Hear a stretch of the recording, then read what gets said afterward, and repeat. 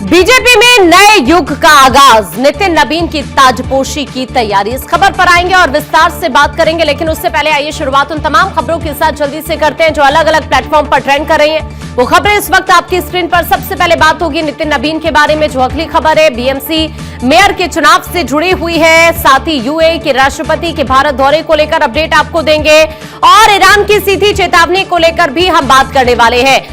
Trump का सपना क्या फिर से टूट गया है, क्या उस पर भी बात होगी। पहाड़ों पर जो बर्फबारी हो रही है, जो हाल फिलहाल में तस्वीरें सामने आ रही हैं, उन पर भी आगे विस्तार से हम बात करने वाले हैं। लेकिन आइए शुरुआत उस खबर से जल्दी से करते हैं जो इस वक्त एक्स पर ट्रेंड कर रही है। बीजेपी में नए युग का आगाज होने जा रहा है।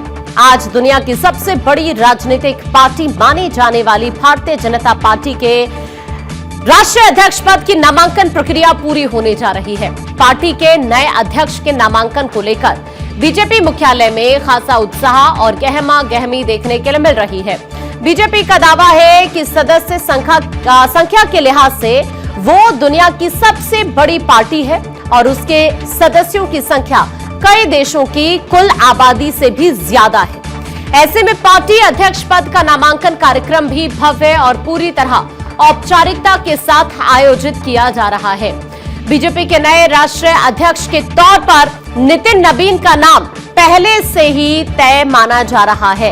हालांकि औपचारिक प्रक्रिया के तहत आज नामांकन दाखिल कर दिया जाएगा।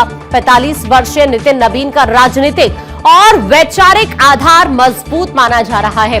वो राष्ट्रीय स्वयंसेवक संघ की पृष्ठभूमि से आते हैं और संगठन के प्रति उनकी प्रतिबद्धता को लेकर पार्टी में अच्छी छवि है। नितिन नबीन दिवंगत बीजेपी के वरिष्ठ नेता और पूर्व विधायक नबीन किशोर प्रसाद सिन्हा के पुत्र हैं। पटना के बांकीपुर से विधायक और बिहार सरकार में पूर्व मंत्री रह चुके नितिन नबीन आज दोपहर 2 बजे से शाम 4 बजे के बीच बीजेपी कार्यालय में अपना नामांकन पत्र दाखिल करते हुए नजर आएंगे।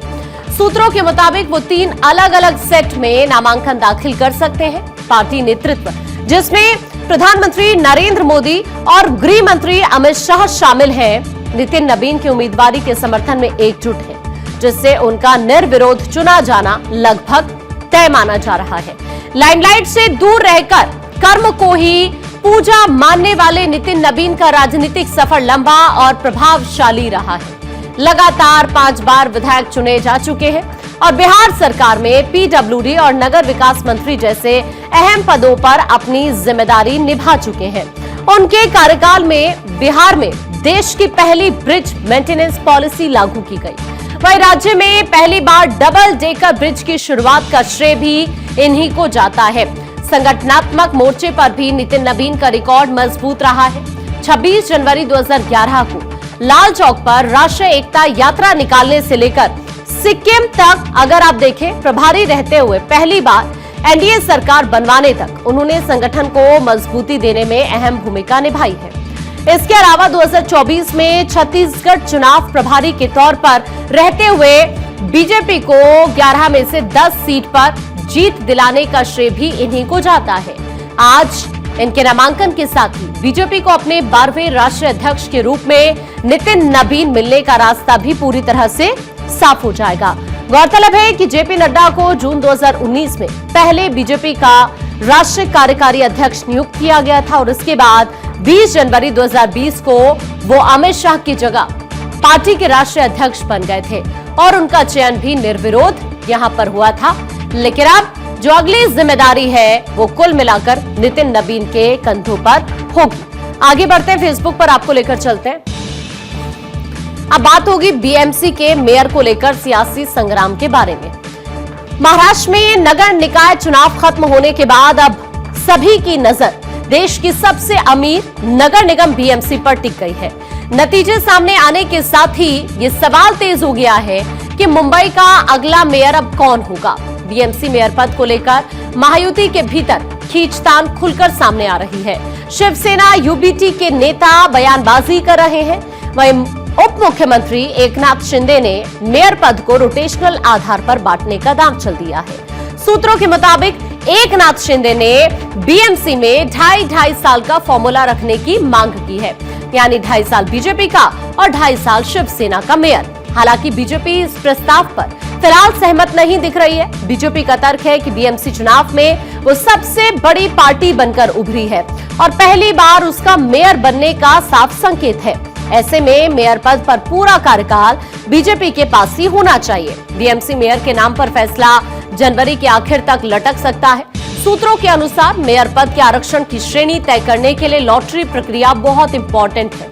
संभावना है कि 22 जनवरी को लॉटरी निकाली जाएगी, जिसमें यह तय होगा कि मेयर पद ओपन कैटेगरी, अनुसूचित जाति जनजाति, अन्य पिछड़ा वर्ग या महिला वर्ग के लिए आरक्षित रहेगा। कैटेगरी तय होते ही उसी दिन या फिर अगले दिन अधिसूचना भी जारी कर दी जाएगी। इसके बाद 7 दिन का अनिवार्य नोटिस होने के कारण मेयर चुनाव 29 या 30 जनवरी को होने की संभावना है। अगर अधिसूचना 23 जनवरी को जारी होती है तो मतदान 30 या फिर 31 जनवरी को कराया जा सकता है। अब इस बीच मुख्यमंत्री देवेंद्र फडणवीस दावोस रवाना हो चुके हैं और वो अब 24 जनवरी को वापस लौटेंगे। रवाना होने से पहले उन्होंने ये कहा था कि उप मुख्यमंत्री एकनाथ शिंदे और महायुति के जो अन्य नेता हैं सब मिलकर बीएमसी मेयर पद पर फैसला करेंगे। हालांकि अंदर खाने शिंदे गुट ने अपनी शर्त साफ कर दी है कि इस साल शिवसेना संस्थापक बाला साहेब ठाकरे का जन्म शताब्दी वर्ष है और इसीलिए कम से कम 2.5 साल शिवसेना का मेयर होना चाहिए। आंकड़ों की बात करें तो 227 वार्ड वाली बीएमसी में बीजेपी ने 89 वार्ड जीते हैं, जबकि शिंदे गुट को 29 वार्ड यहां पर मिले हैं। बहुमत के आंकड़े 114 तक पहुंचने के लिए बीजेपी को शिंदे गुट के समर्थन की जरूरत है। इसी वजह से दोनों दलों के बीच मेयर पद को लेकर मोलभाव तेज हो गया है। दूसरी तरफ मुंबई में दूसरी सबसे बड़ी पार्टी बनकर उभरी उद्धव ठाकरे की शिवसेना यूबीटी ने भी बयान देकर सियासी अटकलों को हवा दे दी है। पार्टी नेता संजय राउत ने ये कहा है कि अगर भगवान चाहेंगे तो उनकी पार्टी का मेयर भी हो सकता है।